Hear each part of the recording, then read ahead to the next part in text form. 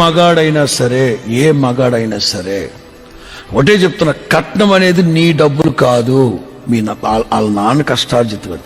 వాళ్ళ నాన్న కష్టార్జితం తీసుకొచ్చి నువ్వు ఊరేగడం, నువ్వు పెళ్లి చేసుకో. అంతగా డబ్బు లేనాడు పెళ్లి మానుకో, ఆడంబరాలు మానుకో. దమ్ బిర్యానీ పెట్టాలనుకున్నావా? మానే. పులిహోర పెట్టు. అడిగేది ఎవటా నిన్ను? పెళ్లికి వచ్చినాడు ఎవరు నీకు ₹1 ఇచ్చేసి వెళ్తాడా?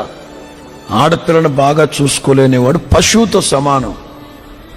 అంటే బ్రతుకు తినవాలంటే దాన్ని పోషించాలి కదండి. దాన్ని పోషించడం ఏంట్రా? సరే, దాన్ని పోషించడానికి ₹1,00,000 కట్నం తీసుకున్నావు.